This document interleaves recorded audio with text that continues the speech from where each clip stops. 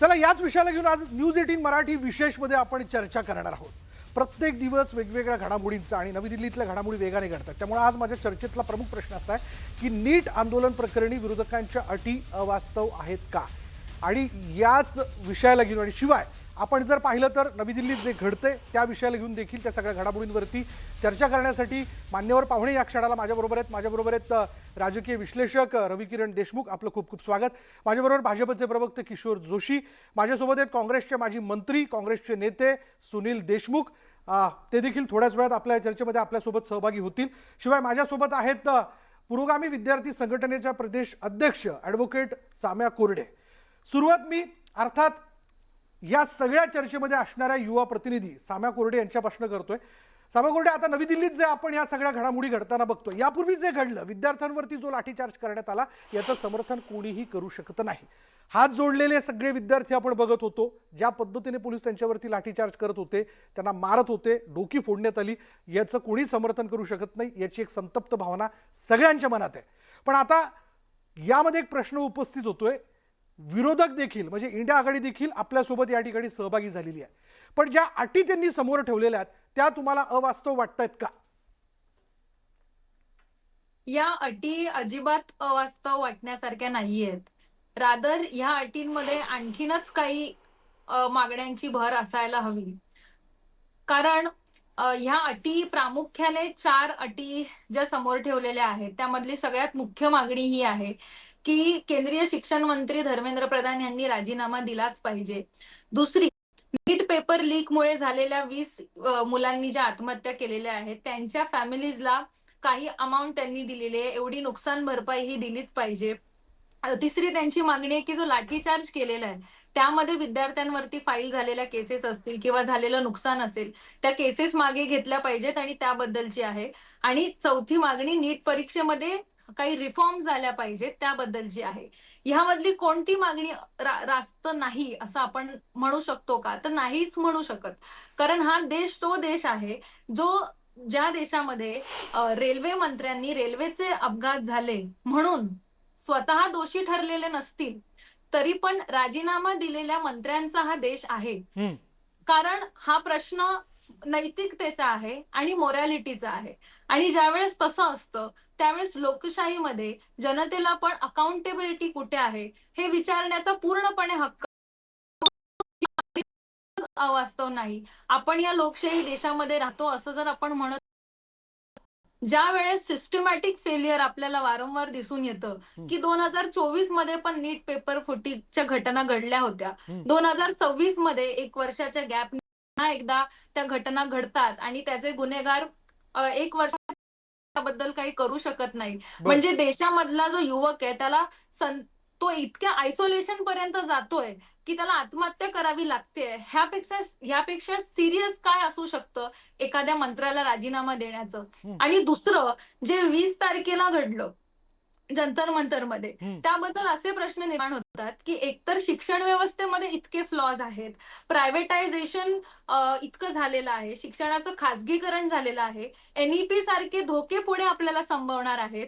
असं असताना गरीब मध्यमवर्गीयच्या मुलांनी शिकायचं कुठे आणि यांच्याकडे आशा लावून आपण बसलेलो असतो. त्या बंद पडत असताना आम्ही काय करायचं असं आहे.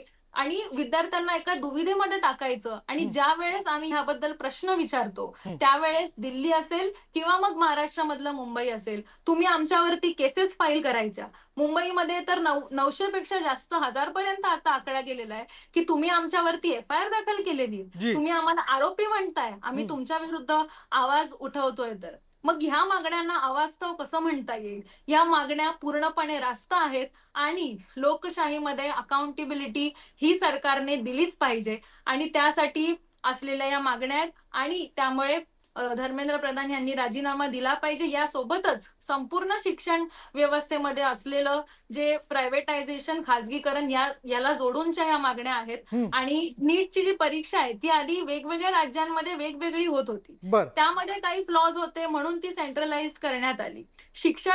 राज्य आणि केंद्र या दोन्ही कॉन्करंट लिस्टचा विषय असल्यामुळे त्यामध्ये तशा पद्धतीच्या काही रिफॉर्म्स येणं अपेक्षित आहे. तुम्ही त्या परीक्षेचं केलेलं सेंट्रलायझेशन आहे आणि त्यामुळे त्याचं वाढलेलं कॉम्पिटेटिव्ह नेचर आहे आणि बिलकुल.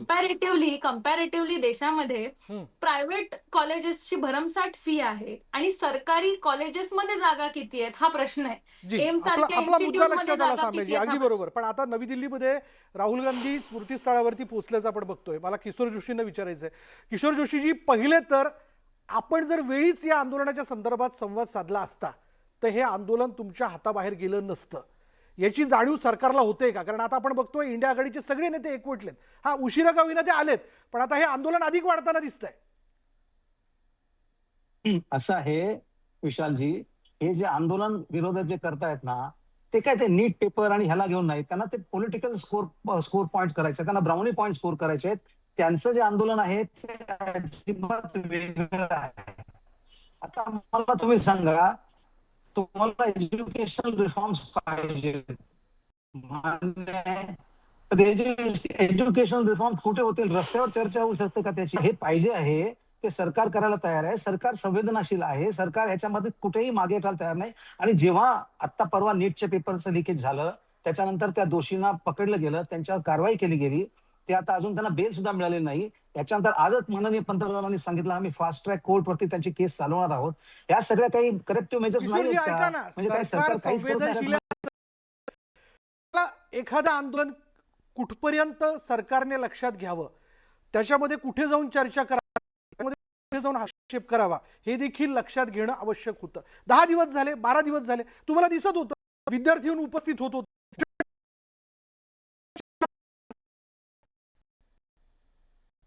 नाही, असं प्रत्येक असं आहे, सरकार सिच्युएशन असेस करून त्याच्यावरती काम करतं. सरकारने कसं काम कुठं? करावं हे काय आपण त्यांना सांगू शकत नाही. 20 सर्व दिवस, सर्व 22 सर्वात दिवस. महत्वाचे सर्वात असे अण्णा हजारेचं पण आंदोलन किती दिवस चाललं?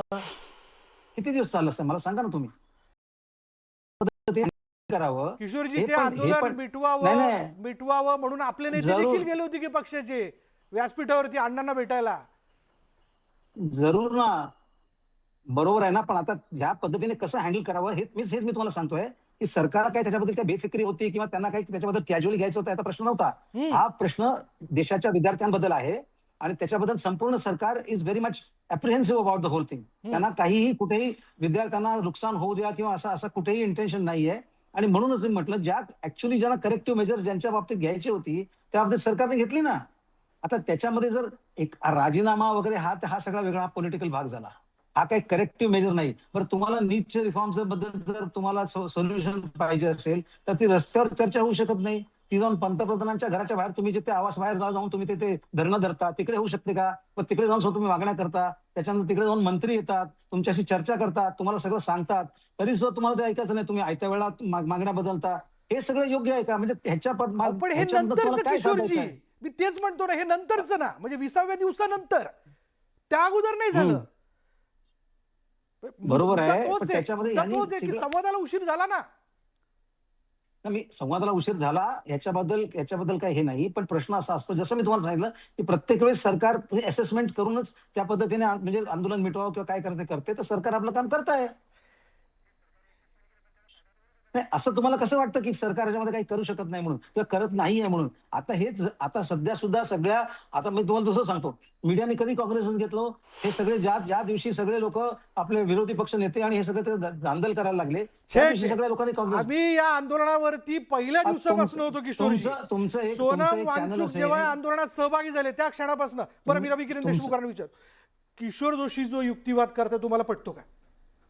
किशोर जोशी त्यांची राजकीय भूमिका योग्य रीतीने वठवत आहेत. त्यांना त्याच्याशिवाय पर्याय नाही आहे. मूळ प्रश्नाकडे या बघण्याची राजकीय दृष्टीच दोन्ही बाजूंनी हरवली होती. यांना असं वाटत होतं की एक समाज माध्यमावर तयार झालेला पक्ष काय करू शकणार आहे, त्यामुळं त्याला महत्त्व द्यायचं आणि आपलं महत्त्व कमी करून घ्यायचं का, या संभ्रमात हे सगळे सापडले होते. त्यामुळे इथं गोची सत्ताधारी पक्षाचीच नाही झालेली, इथे विरोधकांचीही गोची झालेली आहे. आणि त्यांना नाईलाजानं का होईना पण जेव्हा जनतेमधून जेव्हा प्रतिक्रिया यायला लागल्या आणि त्यांना जेव्हा याची व्याप्ती कळली तेव्हा ते तिथे जनमताच्या लाटेवर ते स्वार व्हायचा प्रयत्न करतात विरोधी पक्ष. याच्या आधी ते सुद्धा तिकडे जात नव्हते. सत्ताधारी पक्षाला वाटलं की या समाज माध्यमी पक्षाला काय महत्त्व द्यायची गरज आहे आणि कोण आहेत सोनम वांगचुक एवढे की त्यांना आपण महत्त्व द्यायचं. आधी तर त्यांना रासुकाखालीच आपण 6 महिने बहुतेक जेलमध्ये टाकलं होतं. त्यामुळं सत्ताधारी पक्ष महत्त्व न देणं आपण समजू शकतो की राजकीय पक्ष जर आंदोलन करत असेल तर सत्ताधारी पक्ष लक्ष देतो, कारण अपोजिशनचं काम to propose and to depose असतं. आजचा विरोधी पक्ष हा उद्याचा कदाचित सत्ताधारी असू शकतो, म्हणून त्याला निप इन द बड म्हणतात. ते काय करतात की विरोधी पक्षांनी जर काही आंदोलन सुरू केलं तर ते कसं संपवता येईल आणि त्यांना कसं यातून बाहेर काढता येईल बघतात. पण इथे पक्षच नव्हता राजकीय. ना सोनम वांगचुक कुठल्या राजकीय पक्षाचे नेते आहेत, ना समाज माध्यमावर कार्यरत असलेल्या कॉक्रोच जनता पार्टीची कुठे नोंदणी झालेली आहे भारतीय लोकप्रतिनिधित्व कायद्याअंतर्गत निवडणूक आयोगाकडे. त्यामुळे याकडे बघण्याचा दृष्टिकोन हा अतिशय मर्यादित होता सुरुवातीला. परंतु जेव्हा विद्यार्थ्यांमध्ये ही लाट पसरत चालली होती ती गेज करण्यामध्ये, ती पाहण्यामध्ये सर्व राजकीय पक्ष फेल गेले सुरुवातीला. त्यांना हे कळलंच नाही की युवा पिढीच्या मनामध्ये आज नेमकं काय सुरू आहे, त्यांच्या मनामध्ये काय द्वंद्व आहे, त्यांच्या काय भावना प्रक्षुब्ध आहेत आणि याशिवाय त्यांच्या पालकांच्या भावना काय आहेत हे जोखण्यामध्ये समस्त राजकीय पक्ष फेल गेले. आणि जेव्हा हा अतिशय व्यापक स्वरूपात हा जेव्हा लोंढा रस्त्यावर आला आणि ती आंदोलन जंतरमंतरवर झालं त्याच्यानंतर प्रत्येकाला सिरियसली हे घ्यावंसं वाटलेलं आहे. ही वस्तुस्थिती आहे, हेच वास्तव आहे विशाल. पण सुनील देशमुखजी, तसं बघायला गेलं तर 20 दिवस झाले जेव्हा लाठीचार्जची घटना घडली त्याच्यानंतर खरं तर म्हणजे तेव्हापर्यंत प्रश्न उपस्थित होत होता की राहुल गांधी नेमके कुठे आहेत, इतर नेते कुठे आहेत. त्यानंतर तुम्ही या सगळ्या आंदोलकांशी जाऊन चर्चा केली, चर्चा करून मग तुम्ही या आंदोलनात सहभागी झालात आणि त्यानंतरच्या घडामोडी आपण बघितल्याच. तुम्हाला देखील उशीर झाला असं म्हणायला नको का? तुम्ही जर या सगळ्या आंदोलनाला गांभीर्याने घेतलं असतं, पहिल्या दिवसापासून तुम्ही सशक्त राहिला असतात तर हे आंदोलन वेळेत आटोक्यात आलं असतं. असं म्हणणं योग्य होणार नाही, कारण की राहुलजी गांधी हे पूर्वीपासून नीटमध्ये जी गडबड झाली त्याबाबत रस्त्यावर उतरलेले होते. आपल्याला माहिती आहे कोट्याला त्यांनी हजारो विद्यार्थ्यांसमोर, लाखो विद्यार्थ्यांसमोर त्यांनी त्याचं एक्सप्लेनेशन आणि प्रेझेंटेशन दिलं होतं.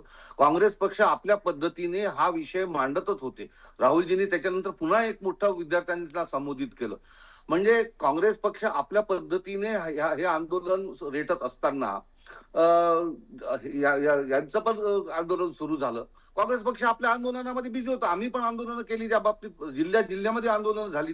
त्यामुळे काँग्रेस पक्षाने त्यांना जॉईन व्हावं असं सुरुवातीला वाटलं नाही. आम्ही आमच्या पद्धतीने आंदोलन करत होतो, ते त्यांच्या पद्धतीने आंदोलन करत होते. सुनील देशमुख, मी जरा आपल्याला थांबवतोय. राहुल गांधी बोलतायत, थेट जाऊयात तिथे. हमारे देश की नींव क्या है और हमारे देश का मतलब क्या है?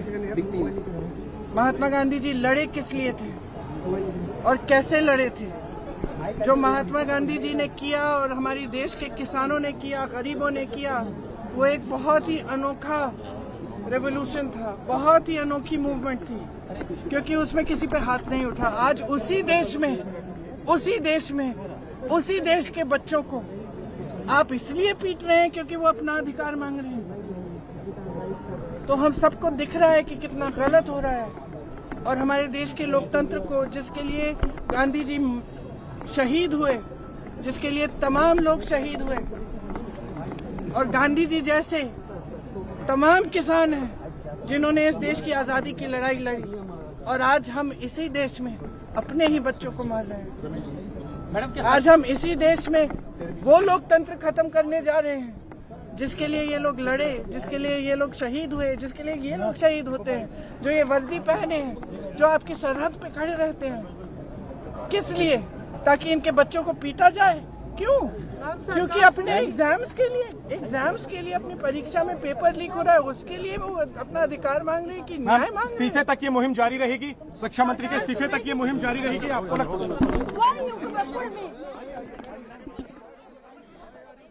बरं, पुन्हा एकदा मी चर्चेकडे वळतोय. हा, सुनील देशमुख, जे आपण आपला मुद्दा पूर्ण करत होतात, आपल्यावरती हा देखील आरोप होतोय, जसा आता किशोर जोशींनी केला किंवा एकूणच भाजपकडनं होतोय, की ह्या सगळ्या आंदोलनात तुम्ही तुमची राजकीय पोळी भाजताय, आपला एक पॉलिटिकल स्कोर करून घेताय. नाही, हे पूर्ण चुकीचं आहे. असं आहे की हे सर्वजण फेल्युअर ऑफ द गव्हर्नमेंट होतं. म्हणजे 20 दिवस पर्यंत या लोकांनी त्यांच्याशी शेवटी हा प्रश्न कोणत्या स्तरावर सुटणार होता? शासनाच्या स्तरावर सुटणार होता आणि आंदोलकाच्या स्तरावर सुटणार होता. पण आंदोलकांशी बोलायचंच नाही, आपण त्यांना मोजतच नाही, ही जी गुर्मी त्यांच्या मनात होती, कारण की ज्या पद्धतीने ते 10-12 वर्षापासून त्यांचं राजकारण करण्याची पद्धत आहे, त्या पद्धतीप्रमाणे त्यांनी त्यांचे दुर्लक्ष केलं. आणि मग जेव्हा अंगाशी आलं, तेव्हा आता ते धावपळ करत आणि किती न्यायपूर्ण मागण्या आहे, काही फार मोठ्या मागण्या नाही नाही नाही माझा त्यांच्या. नाही, माझा त्यांनी काय माझा छोटा प्रश्न आहे. तुम्ही देखील उशिरा गेलात नाही आंदोलनात, 20व्या दिवसानंतर आम्ही सांगितलं ना, की तुम्ही काय करत असं होता? आहे की त्यांच्या आंदोलनामध्ये असं आहे, त्यांच्या आंदोलनामध्ये सामील होऊन पुन्हा त्यांचं आंदोलन आम्ही काबीज करतो आहेत म्हणून पुन्हा यांनी टीका केली असते. काँग्रेस पक्ष आपल्या पद्धतीने आंदोलन करत होतं ना. असं तर नाही की राहुलजी गांधी किंवा काँग्रेस पक्ष घरात बसले होते. ते तर रस्त्यावर उतरलेच होते, ते कोट्याला गेलेच होते, हजारो लाखो विद्यार्थ्यांना संबोधित करतच होते. म्हणजे काँग्रेस पक्ष हे ज्या पद्धतीने लोकांसमोर चालला होता, ती पद्धत डायरेक्ट विद्यार्थ्यांशी त्यांच्या टचमध्ये होते आणि त्या विद्यार्थ्यांना समजून सांगत होते. आता त्या आंदोलनात जाऊन त्यांच्यामध्ये मिसळण्यापेक्षा आपल्या पद्धतीने एक राष्ट्रीय पक्ष म्हणून आपल्या पद्धतीने आम्ही आमचे आंदोलन करत होतो ना. मग त्यामुळे दुसऱ्याच दिवशी त्यांच्या आंदोलनाला जॉईन झाले असते तर पुन्हा या लोकांनी आरोप केले असते. त्यापेक्षा आपण हे आपल्या पुन्हा पद्धतीने जरतरचा झाला ना सुनील देशमुखजी. तो आरोप तुमच्यावरती नाही. होणारच होता, पण तुम्ही जर अगोदरच या आंदोलनात गेला असता त्या आंदोलनाला अधिक बळकटी आली असती. हो, पण मला सांगा, त्यांनी आता आंदोलन करत होते, आम्ही आंदोलन करत होतो. दुसऱ्याच दिवशी त्यांच्या आंदोलनात जाऊन त्यांना मिसळणं, तर पुन्हा यांचे आरोप आमच्यावर झाले असते की हे आंदोलन काँग्रेस प्रणीत आहे. असं आहे, जेव्हा जेव्हा 20 दिवस पर्यंत यांनी याची काही गांभीर्याने घेतली नाही आणि परिस्थिती चिघळली, तेव्हा यांच्या लक्षात आलं की आता हे आपल्या हाताबाहेर चाललंय. आणि मग अधिवेशन सुरू झालं, संसदीय प्रश्न विचारले गेले आणि बरं साम्या, तुम्हाला मी विचारतो. काँग्रेस पक्ष त्याच्यामध्ये उतरला या लोकांसोबत. बरोबर, जसं आता सुनील देशमुख म्हणतात, मी तुम्हाला विचारतो, इतरही पक्षांनी तुम्हाला सोबत करण्याच्या बाबतीत उशीर झाला नाही का? जेव्हा लाठीचार्जची घटना घडली तेव्हा या सगळ्या आंदोलनाची तीव्रता इतर पक्षांना कळली म्हणून ते तुमच्याबरोबर आले. आणि असं देखील म्हणलं जातं, अशी एक चर्चा केली जाते या सगळ्या ह्याच्यात, की या आंदोलनात राजकीय पक्षाचे झेंडे आणि नेते शिरल्यामुळे विद्यार्थ्यांचा मूळ मुद्दा भरकटतोय आणि तुम्ही या सगळ्या ह्याच्यात पॉलिटिकल टूल होताय. मला सगळ्यात आधी हेच म्हणायला आवडेल की प्रत्येक जनरेशनची एक भाषा असते आणि या जनरेशनची भाषा ही या आंदोलनाच्या निमित्ताने पहिल्यांदा आपल्या सगळ्यांना ऐकायला, बघायला आणि अनुभवायला मिळाली. आणि आतापर्यंत आपल्याला वाटत होतं की हे फक्त मोबाईलमध्ये शॉर्टकट्सनी एकमेकांना मेसेज करणारी पिढी आहे, हे काय करू शकतील, कशा पद्धतीचं ह्यांचं म्हणणं असेल. पण आता ज्यावेळेस हे रस्त्यावरती येऊन जे म्हणू पाहतायत ते बघून आपल्या सगळ्यांना एक कॉन्फिडन्स आहे की रास्त ह्या मागण्या आपण सगळ्या करतो आहोत. आणि मग ह्यामध्ये कोण आपल्याशी कसं वागतं आहे ह्याकडे आपल्या नीट डोळ्यांनी आम्हीही बघतो आहोत, जनरेशनही बघते आहे की ज्यावेळेस आम्ही आमच्याशी कसं व्यवस्था वागते आहे आणि ज्यावेळेस आम्ही मागण्या करतो आहोत त्यावेळेस आम्हाला कशा पद्धतीची वागणूक मिळते. म्हणजे ते महाराष्ट्रामधल्या 900 मुलांवर झालेल्या FIR असतील किंवा आता म्हणजे आम्ही आमच्या आजी आजोबांकडून ही गोष्ट ऐकायचो किंवा ज्येष्ठ माणसांकडून की आणीबाणीच्या परिस्थितीमध्ये कशा प्रकारची परिस्थिती या देशामध्ये होती आणि त्यांना बोलण्याचा अधिकार नव्हता. पण आता 2 दिवसांपासून, 4 दिवसांपासून, आठवडाभरापासून ज्यावेळेस मी ह्यामध्ये सक्रियपणे काम करते त्यावेळेस मला हेच म्हणावं लागेल की त्यांनी मला सांगितलेलं मला अनुभवायला मिळतंय आणि एक प्रकारची अनडिक्लेअर्ड आणीबाणीच आहे का महाराष्ट्रामध्ये लावलेली जमावबंदी का असेना. आणि आम्हाला आम्ही जे काही करतो आहोत ते लॉ अबायडिंग सिटिझन्स म्हणून करतो आहोत आणि विरोधी या महाराष्ट्रामधले प्रमुख विरोधी पक्ष असतील किंवा देशातले असतील, आम्हाला त्यांच्याकडून अपेक्षा आहेत प्रश्न विचारण्याच्या. आणि ह्यामध्ये आता इथे आपण हेडिंगच म्हणतोय, पण मग हे प्रश्न विचारण्याच्या संदर्भात तुम्हाला सोबत करण्याच्या बाबतीत त्यांना उशीर झाला, ते चुकले, सरकारने तुम्हाला लक्षात घेतलं नाही, वेळीच तुमच्याशी संवाद साधला नाही, तेही चुकले, बरोबर? अर्थात तुमचा रोग दोघांकडे. होय.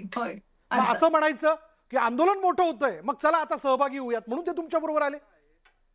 असं आहे, यापेक्षा आता मला असं वाटतं की हायजॅक करून राहिलं, आमचं आंदोलन हायजॅक करून राहिलं. असंही आरोप झाले असते काँग्रेस पक्षावर की दुसऱ्या दिवशी आम्ही गेल्याबरोबर काँग्रेस पक्षाला आता हे आंदोलन हायजॅक करायचं आहे बरं. आणि याला राजकीय टूल म्हणून वापरायचं आहे हं. असं आहे.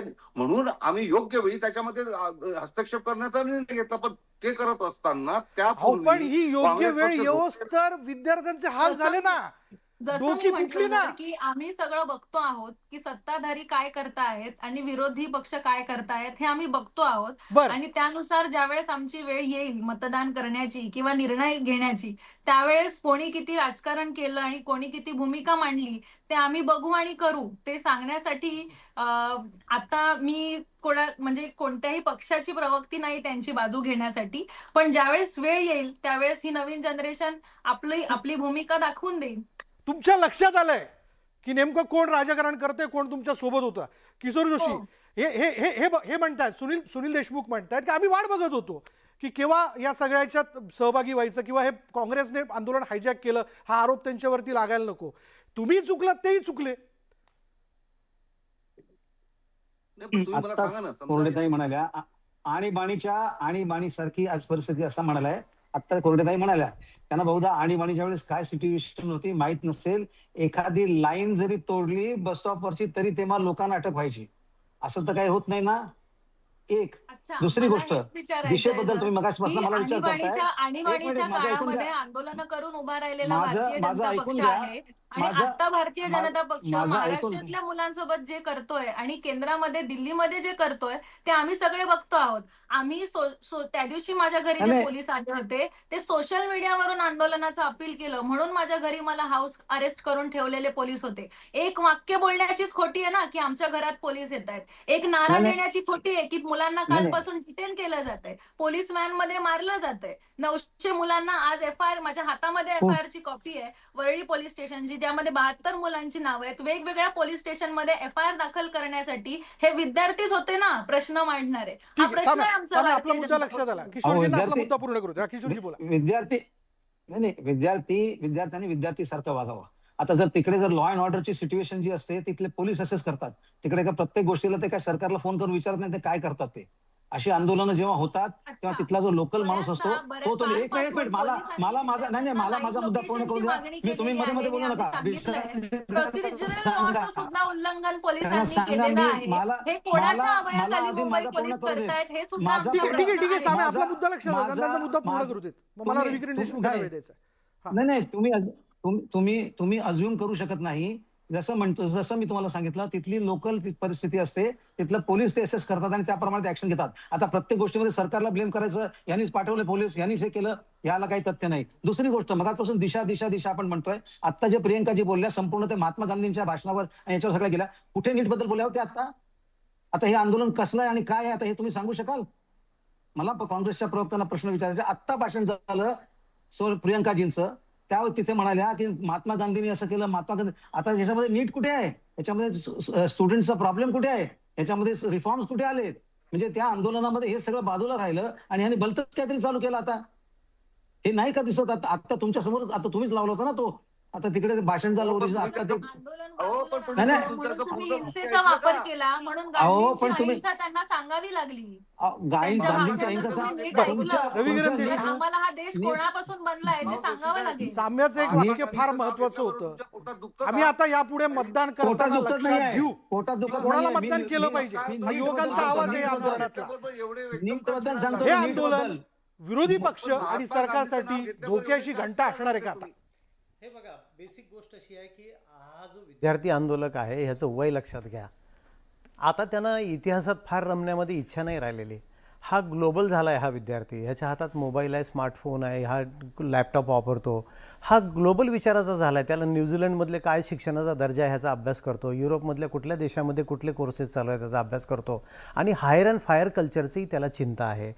याच्या भावना जर समजून न घेता आपण जर त्याला आपल्या अजेंड्यावर आणण्याचा प्रयत्न जर राजकीय पक्ष करणार असतील तर मला वाटते तो त्यांचा एक फार मोठी चूक ठरेल. ह्या विद्यार्थ्यांच्या भावना समजून घ्यायला हव्यात. हे काही राजकीय कार्यकर्ते नाही आहेत. हे विद्यार्थी हेच भविष्यासाठी धडपडणारी मुलं आहेत. त्यांना असं वाटलं की सातत्याने परीक्षामध्ये पेपर फुटणं हे अत्यंत वाईट आहे आणि आमच्या तयारीचं मातेरं होतं आहे आणि पुन्हा पुन्हा आम्ही परीक्षा द्यायच्या, पुन्हा पुन्हा मग परदेशी जे अभ्यासक्रम आहेत तिकडे बघायचं, कर्ज काढायचं, आईवडिलांच्या अपेक्षा पूर्ण करायच्या. ह्या सगळ्या ओझ्याखाली दबलेला युवक पॉलिटिकल अजेंड्यावर येणार नाही. पॉलिटिकल अजेंड्यावर आणण्याचा प्रयत्न करू नये. जोपर्यंत तुम्ही त्यांच्या वयाचा विचार करून त्यांच्या भावनांशी जोपर्यंत एकरूप होऊन तुम्ही बोलणार नाही, तोपर्यंत कुठलीही राजकीय सामाजिक संस्था, कुठलाही पक्ष त्यांच्या ह्या अजेंड्यामध्ये सफल होणार नाही. आत्ता तरी ह्या मला असं दिसतंय या विद्यार्थ्यांनी आज त्यांच्या लाईनवर आणले राजकीय पक्षांना. त्यांनी त्यांचा अजेंडा तयार केला आणि यांना राजकीय पक्षांना त्यांच्या अजेंड्यावर यायला भाग पडले. ह्या विद्यार्थ्यांनी राजकीय पक्षाच्या अजेंड्यावर काम करायला नकार दिला आहे. त्यांच्या जर घोषणा बघितल्या, मी सगळ्या घोषणांचं समर्थन मुळीच करणार नाही, त्यांच्या देहबोलीचं त्यांच्या याचं समर्थन करणार नाही. माझा मूळ मुद्दा असा आहे की they are all innocent students. त्याच्यामध्ये किती लोक चुकीचे वागतायत ते तर सहज आयडेंटिफाय करता येतं, परंतु ह्या विद्यार्थ्यांच्या मूळ भावना समजून घेऊन त्यांना जे काही बरं, आज भारतामध्ये परकीय गुंतवणूक येते. परकीय गुंतवणूक करताना कंपन्या अटी ठेवतात की आम्ही आमचा वर्कफोर्स जो आहे, काम करणारा वर्ग, तो आम्ही ठरवू. त्याच्यासाठी ह्या मुलांना तयार व्हायचं आहे. यांची आव्हानं काय त्यांच्यासमोर भविष्याची ती समजून घेतली पाहिजेत. आणि त्यांना जी निराशा आज ग्रासलेली आहे, ह्या आत्महत्या मुलं उगीच करतात का हो? ज्यांना अजून जग कळलेलं नाही, ज्यांना 10वी-12वीला अपयश काय असतं हे थोडंफार कळायला लागले, ती मुलं जर आत्महत्या करत असतील एकेका परीक्षेसाठी, मग आपण डेमोग्राफिक डिव्हिडंड कशाला म्हणायचं? लोकसंख्येचा लाभांश. आम्ही उद्याची युवा पिढी म्हणजे आजची युवा पिढी उद्याचं देशाचं भवितव्य हे कशाच्या आधारावर बोलायचं? त्या पालकांना आपण काय तोंड द्यायचं? जोपर्यंत राजकीय पक्ष ह्या अजेंड्यावर येणार नाहीत तोपर्यंत त्यांच्या भावना समजून घेऊन हा मूळ मुद्दा सुटणार नाही, असं माझं मत आहे. किशोर जोशीजी, दिल्लीच्या रस्त्यावर रणरणत्या उन्हात पावसामध्ये सगळे विद्यार्थी बसलेत, पण वारंवार या सगळ्याच्यात एक मुद्दा या विद्यार्थी आंदोलकांमधनं एक समोर येताना दिसतो की सरकार ऑल इज वेल दाखवण्याचा प्रयत्न का करतं? या सगळ्याच्या जबाबदारी स्वीकारण्याचा भाग का घेत नाहीये? म्हणजे आपल्याकडे जबाबदारी का घेत नाहीये? बरं, या सगळ्याच्या शिक्षण विभागाशी निगडीत हा मुद्दा आहे, तर खुद्द धर्मेंद्र प्रधान देखील चर्चा करण्याकरता का पुढे येत नाहीयेत? अहो, ते धर्मेंद्र प्रधान त्यांच्याकडे चर्चेला कसे येतील? ते त्यांच्याच राजीनाम्याची मागणी करतायत. एक गोष्ट झाली. दुसरी गोष्ट, जसं तुम्ही म्हणतात रिफॉर्म्स तुम्हाला पाहिजेत, मान्य आहे, पण ते रिफॉर्म्स कुठे ठरू शकतात? मगापासून माझा हाच प्रश्न आहे. हे रस्त्यावरच्या चर्चेवर होऊ शकत नाही ना, पार्लमेंटमध्येच होऊ शकतं. तर पार्लमेंटमध्ये तुम्ही चर्चा करायला तुम्ही तयार नाही. तिकडे तुम्ही गोंधळ घालणार, पार्लमेंट बंद पाडणार, मग तुम्ही परत रस्त्यावर येणार, तिकडे मग तुम्ही राजघाटावर जाणार,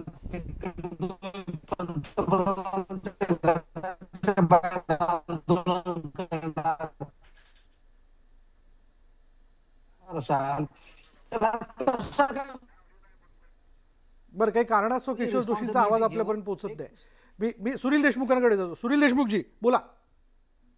नाही, हे शिक्षणाची गोष्ट करतात. गेल्या 10 वर्षामध्ये 96,000 सरकारी शाळा यांनी बंद पाडल्या.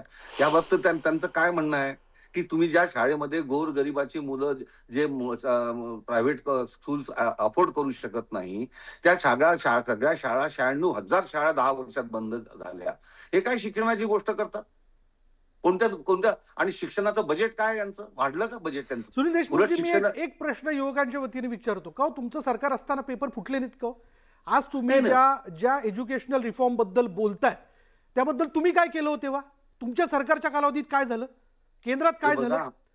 आमच्या सरकारच्या काळात आपल्याला सांगितलं की ज्याची अकाउंटेबिलिटी आम्ही तेव्हा फिक्स केलेली. असं आहे की झाले राजीनामे पहिले एवढ्या मोठ्या प्रमाणावर तर कधीच घडलं नाही. मी तुम्हाला सांगतो, एवढ्या मोठ्या प्रमाणावर कधीच.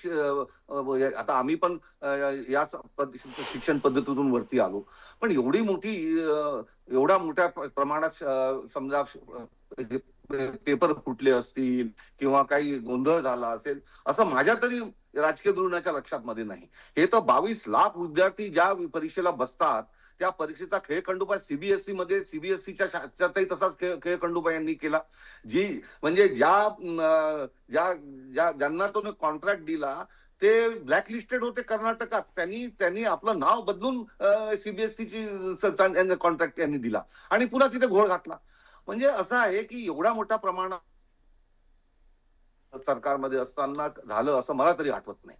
बरं, म्हणजे तुमच्या कालावधीत काहीच झालं नाही. किशोरजी असं म्हणतात यांच्या कालावधीत फार काही एवढ्या मोठ्या प्रमाणातलं काही झालं नाही असं म्हटलं नाही. हो, 2004 ते 14 पर्यंत मी कितीतरी लिस्ट प्रत्येक राज्याची दाखवू शकतो जिकडे पेपर लीक झाले होते.